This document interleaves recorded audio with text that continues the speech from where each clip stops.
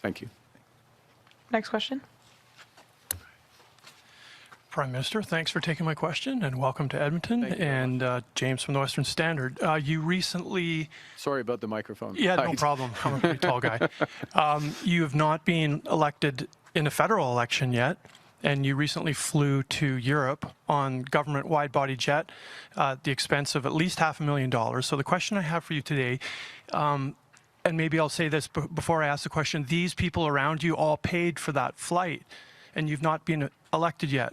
So will you commit to refunding these taxpayers for that flight? Well, it's an interesting question, way of framing it. Look, and I'm going to go back to, I'm going to allude to the question that was asked previously by Mr. Staples from the Journal, and the situation that we're in as a country, which is we are in an economic crisis that's brought on, sorry, I'm going to answer the question, brought on by the tariffs that have been put on Canada, actual and prospective. One of the challenges... The economic crisis was brought on by former Prime Minister Justin Trudeau, and you were his advisor at the time. I think you would find... These people did not create that problem. I certainly... hey, nobody in Canada created that problem. Nobody in Canada created that problem. The U.S. government has decided to put tariffs on all of its closest allies, all of its closest allies.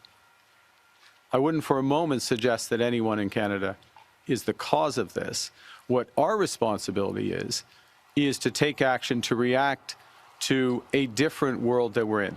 And part of the way we do that is we build out new partnerships, new opportunities, including opportunities, and I'm going to give you a specific one, and then I don't know if you have one more follow-up, but I'll give you a specific example. It goes to my previous answer, something I also discussed with the Premier this morning, which is Canada has many advantages, and one of them is in critical metals and minerals. One of the issues is how are we going to develop the trade routes and the trade corridors rapidly in order to export those critical metals and minerals? And who are our clients for that? Who are our customers? Do we only have one customer to the south of us, the customer that's attacking us, that doesn't respect the trade agreements that they signed? Or should we develop new customers in Europe? What's required, if I may, what's required for those new customers is to build out trade corridors and infrastructure, including what I referenced in my previous answer and discussed with the Premier, is the potential to go north, go to new deep-water ports. Churchill is an example, Gray's Point in Nunavut as another. And that creates a whole new set of opportunities for Albertans as a whole, for people across the country, for these hardworking people around me and those like them in the trades. And that's what my job is. I'll take that as a no then. No, you'll take that as a very comprehensive answer to your question.